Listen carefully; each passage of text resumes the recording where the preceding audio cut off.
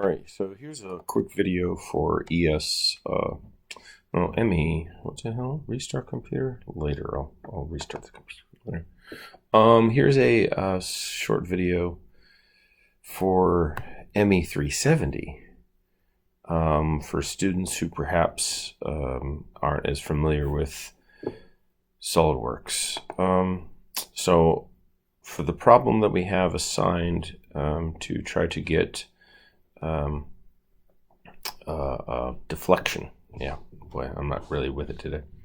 I'm going to change the units to millimeters, so it's down here. Change this to millimeters. I'm going to create a loft, right? So we want to try to make something that looks like the problem that we have. So let's see. I'm going to try to keep the coordinate axes correct. So I'm going to draw on the right plane here. Okay, so that's going to be in the YZ plane. And I have that selected. I'm going to create a sketch right there. And we're just going to go for the circle with the diameter. And I think we used something like 50 millimeters. So I will put the smart dimension onto there, and you see that it's fully black. Right, so that means that's the circle. And now we want to loft something that's in the shape that we want. So this is a little tricky. It can be a little aggravating. So I want to take this slowly. We'll make a 3D sketch that starts at this point and follows the path that we want it to go. So we make a 3D sketch, something you might not have done before.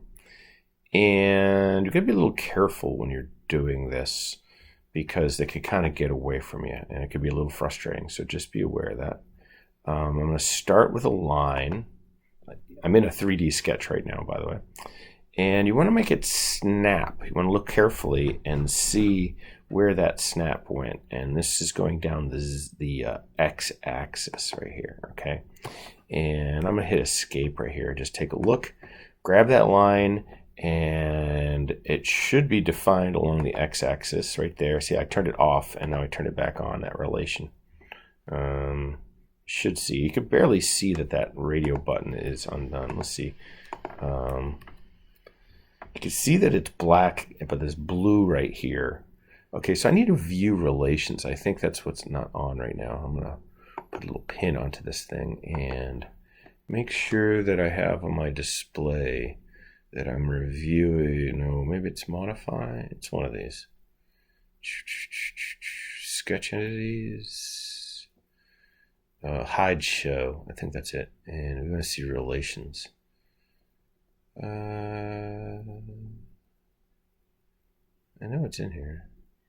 Maybe I ought to pause the thing while I look around for it. Where'd you go? Where's show relations? I'm not seeing it. It should be display. No, it's not display. Modify. No. Oh, well. This is a great video. Temporary axes. Datum here. It should be R. There's alphabetical order. Relations. Annotations. Oh, there. Sketch relations. There it is right there. Yes, okay, so usually that's on by default, but it wasn't there. But you definitely want to check that they're there. So this is along the x-axis, right? And now we want to draw, and I'm not going to do the problem for you, but this is essentially doing the problem for you. We're going to go up here, right? So this should be in the y direction. Right here, and if you want to double check on it, you can hover over there and you can see it's in the y direction. And right now is a good time. We could start putting in some distances, like make that 200. I don't know, this right here, make it 130, so we define it. And let's just go ahead and let's make this along the x here. All right. Double check that it's along the x. Maybe make this 100 or something. And let's see, we could make this one go in this direction here. This is usually the hard one to do, so you might want to actually rotate this view, but sometimes it's hard to get it to like go to a thing. It's when you mess it up and you're trying to correct it, that could be very frustrating because it'll go to the right when you want it to go to the left, and you think you drew the thing correctly if you do it all in one step, but then because you were like in one plane, you will have gone the wrong direction. So it's really would be very doing a 3D sketch like this could be very aggravating. So I go 150 right there. Okay, and that's enough. Now I'd like to make transitions right here with a little bit of a radius. So it'd be interesting to see what would happen. I don't know if it would actually loft unless you do these little radius, but let me check and see if it does. All right, so here's the loft command. So I'm just messing around here. But there's the sweep command. I said loft, but I meant sweep. Loft would be as if you put different like circles, so it would change like diameter, but we do sweep right here. And you see that you have these two little things right here. They have that's the profile, and then you have the path. So for the profile, and you could just pick right here, but I like to pick in this tree, expand that tree, and right there. And sure enough, okay, it did its thing, and it probably would have us a decent result. It'd be an interesting thing to see what would be the difference between you see the preview of this, right? Without what that lofting would look like. But let me like get out of that, and I'm going to edit, right click and hit edit the sketch, and then put the radii in there. So there's the fillet, and I'm going to click on all of them, all the corners here, just to see what it would look like, right? And we could like increase them, right? See, I think this, it wouldn't even let me go above 50, but I think that you're really going to get a difference in behavior if you make these like too big or too small. But once again, it'd be interesting to see. And I think like 20 is going to be okay, probably. What's going to do is you'll see that it'll pinch the interior corner if it's too small. But that might be okay for our purposes. But now let's do the this again, put in the swept feature and put in the profile, click in here, click on the path. Oop, it didn't like that. Why didn't it like it? It's interesting. It's not showing me a preview. It's going to give me a warning, a rebuild error. Interesting. I wonder why. Didn't like something about this.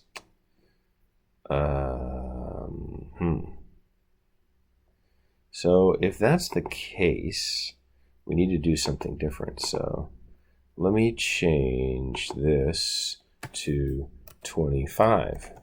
Maybe that'll make it better. It might be that it's just too tight. That's interesting. But you know, these kinds of things, we run up against this often. So all right, it liked that. It's probably about pinching that corner was what really messed the thing up. And that doesn't look terrible, but it was interesting that it did it without a radius, but if the radius was too small. But anyway, okay, so I'm going to accept this, and now I have this part right here, and now I'm going to go for my simulation again. So I have another video where I've already done this portion of it, but I'll do a little bit more. And we're going to go to a new study under simulation. It's going to be static. And just like we said, we go down the list right here. So part, we right click, change the material.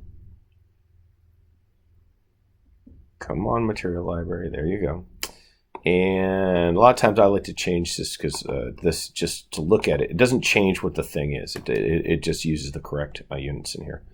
But I think what I told you to use was AISI 1020 cold. And that's because it got close. That's close to 30, right? And that's close to 0.28. If you were to change to, here we go, change to this megapascals right here, you could see that it's 205, right? As opposed to 207, you know, it's pretty close. Like if you went to the alloy, you see that it's like 210. So I decided to just to tell you to use this one. So it will have a little bit of a variation because of that, but you could figure out what the anticipated percentage would be. There's also going to be like variation because of these corners, right? There's always going to be something different because of those corners from the idealization. We don't need connections because that happens for assemblies. So we skip that one and we go to fixtures. And this is a simple one that we can do. We're just going to, because it's cantilevered right there, just grab him and hit OK, right? And now we put on our forces, external forces, and we're just going to use a force. You can't make a torque on something, by the way, but you need to learn a little bit more here. By default, if we just click on this, it's always going to be perpendicular.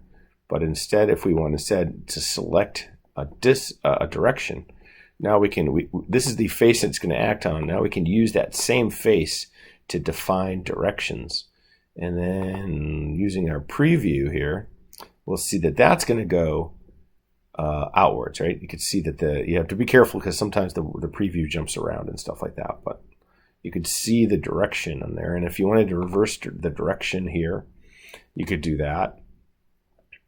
And then if you could also at the same time combine and do this direction right there, right? So and now you could break it down into components, and maybe this is 150, and maybe this is like 300 newtons, something along those lines. And so that's not, not going to be a 45, right? They're not equal to each other, but probably like 30 degrees or something in there because I have 1/2. No, that's not true. Okay. Anyway, so I'm going to accept that right here. Okay, so those are the loads that are onto this thing, and then I can mesh it. I'll just click create the mesh. It's always good to inspect what this mesh looks like. The mesh failed. Ooh. Now that could have happened because of this right here, right? Sometimes that might happen. If the geometry is messed up, you might have to go and crank this guy up some. So let's try. All right. Thank you. So sometimes this is a necessity here. It doesn't always work correctly. All right, so let's go back and change this radius again. Once again, we don't want to necessarily just do this willy-nilly, but let me change it to 30. You can see now that we don't, and I'm only suspicious that this is the reason why the thing didn't mesh. That's right there. But let me try this and hit my create mesh. I'll leave there. Kaboom. Okay. So we already have a lot of elements. That's good on one level. It's going to take a little longer to solve, but it's because it's not that big a model compared to crazy things that people make. We can solve it. So I'm going to hit this run button. I'll right click on here and hit run. I'm using a computer down in the UT111 virtually, right? Okay, so it solved it. It always by default gives you the stress analysis, and you can see that there's these little stress places right here. I will teach you often in tutorials to come using this, the way that I want your stresses to be displayed. But for right now, let's get our show our displacement. So I right click on displacement and show it, and then I edit the definition. And it's going to ask me, of course, like these things right here. Let me make this a little bigger here, because all right. So we don't want the res. That's going to be the sum of the square root of the sum of the squares right here, right? We would rather have individually the x and the y, right? So let's take the x right here and keep it in millimeters. And it's nice to have a scale that you see the actual deformation onto the thing. Now I don't have to, I could get out of this and see what the results are. Let me go put there, right there. You can see the results. I can right click there and I could go to chart options, but those are actually all those three things: definition, chart options, and settings. You could right click on them, but they all kind of show up in the same tab. It's kind of something they changed a few years ago. It's a nice little addition. This is just good information. Sometimes you want to see the maximum, or we gotta make sure you also that there can be minimum. And by the way, this is just the way that the display is happening because of I'm remoting in, so the compatibility with the screen resolutions makes that thing really, really small that you can barely see it, right? But anyway, you want to see this maximum annotation and the minimum annotation. The minimum annotation is probably one that we would be interested in here. We could actually use this number if we wanted to. That's the amount of millimeters that the X has changed onto this face, because that's probably where we care about, right? Where the most amount of stuff is going to happen. But I think it's a good idea to get more of an average of these things. And by the way, I usually want people to change the scale, because if you could see this scale, if you could zoom in, if you could make this thing bigger, you would see that this is just all over the place in terms of increments, and I'm all about making these like normal increments. Like, so that would be like 2 right here, and then it would be nice to make it symmetric too, by the way. I think 2 and -2, right? And you might want to actually make them smaller than that, so that you can use more of the colors, because you don't really even see any of the blue in here. So, but it's good practice to do, because this is a positive and negative thing. So otherwise, if it's a entirely positive thing, you should make it 0 to whatever you want. And 3 sig figs is going to be, I might even make this 4 sig figs, because that's actually my result is going to get to there and be interesting. In the color options, because I have, you could say this going across 4, and I don't know, I think I just accidentally changed that right here. So go back to default. And because there's 4 of them, 4 maybe divided by 10 might be a better increment, and you can't quite see what those numbers are going to be, but it would now be even increments. You can trust me on that. So those are the things we often want to change, right? This is the range between things. The number of decimal places. I like to change stresses so that they're not floating, but they're scientific, maybe. But yeah, scientific's better. Yeah, and then have 4 sig figs, or 3 decimal places. I'm sorry, 3 decimal places will give you 4 sig figs in scientific. Excuse me. And then lastly, in the settings, I do like to change it from continuous to discrete. That helps me kind of make some decisions about my mesh as well. And I do like to superimpose the undeformed shape. I might need to change the transparency and be able to see that. Yeah, I got to change the transparency. So change it to, I don't know, there's a slider here. There you go. Okay. There you go. It looks like in the 80s, then you could see it a little bit, right?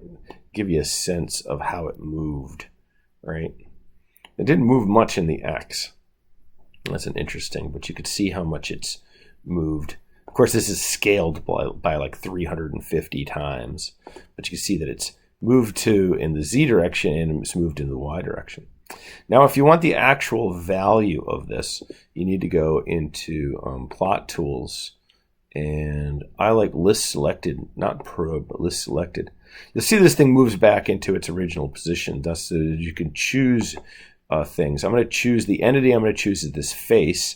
And then I want to find the average on this face. Because you could actually see that, at least in the X direction, which isn't along this axis right here, it actually it does vary along there. So I'd rather have that. So I select that face and I hit update. And it gives me all the nodes that are on that face. But what I really care about is the average right there. So, that'll give me kind of like a better sense. And then you want to write down that number. For this, we might want to get this information, right? So the view that's probably the best for this setup right here is, whoops, this isometric right there. I don't know. Actually, that's not really all that great, but I don't know. You know, you could actually turn this thing, right? You could turn this with your incrementally. Whoops, it's got a lag in it, so yeah, you can move this with your with the arrow key a little bit easier sometimes if you want to try to find. And then I think with the control and the arrow and up and down arrow, and I think shift rotates it by, yeah. So I can't quite, I'm a little indecisive as to what the best view is, and I have this lag going on that's a little annoying here. Yeah, and it's reminding me I should save it. Yeah. So this one right here is kind of a ugly little guy because it like overlaps onto the thing, trying to find a view that's like gonna be good. Yeah, I don't quite like any of these. Yeah, I guess like right there might be decent. What you want to do, I think, this is my preference under tools, options. I don't like the background of these things. I have to figure out. It says a viewport background. This thing's not showing me up here. I want to edit, and I like to make it white. There it is, white. Top gradient color, make it white. I can never remember if I need to do all these. I just almost always do all of them. Bottom gradient, white. Dynamic highlight. I think background, here we go. Dark, light. Trying to figure out here. Color schemes, no. It's somewhere in here. I get it mixed up a lot. Let's see. There you go. All right. That just looks better most of the time. And you can just like use the snipping tool if you want to, right? It doesn't work all that great sometimes. All right, this computer is one. I can use the snipping tool if I want. I'm gonna come up here, grab this. Now it's cropped down, and then go into a Word document.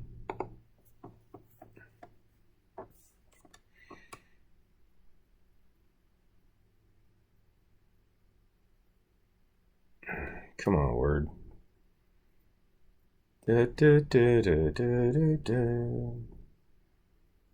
Buffalo Bills aren't on TV today. That sucks. Come on, Word. I'm sorry for the video being so long. It's the University of Hartford's computer's fault. There you go.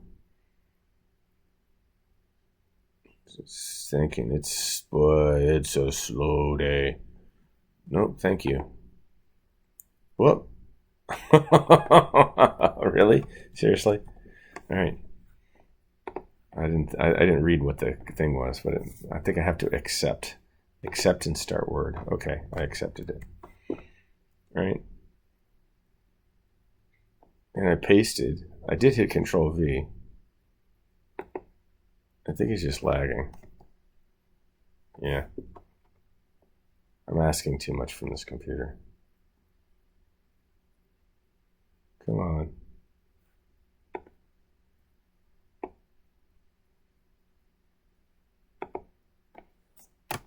I just hit enter a couple times. It's not doing anything. You can't make this change. The selection is locked. What's wrong with you?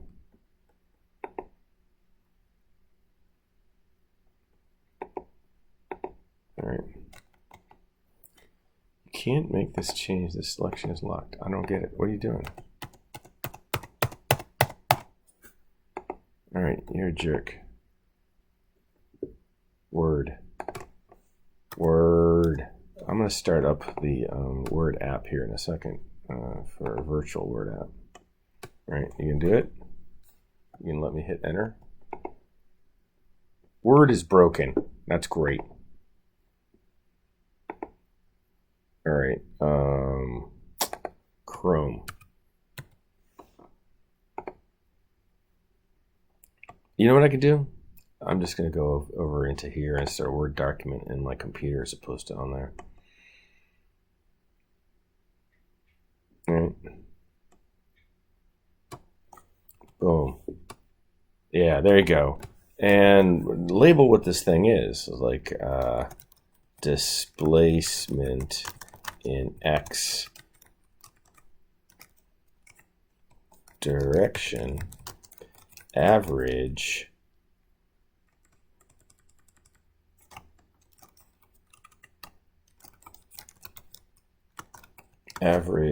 at, you know, I don't know if it was it D, I don't know, something, let's just say that my point was D, and let's get out of that, go back to this, and we found we wanted plot tools and list selected, select that, get the update, get the average was I don't know, can I click that? I think I can. Yeah, I think I can copy that number if I wanted to.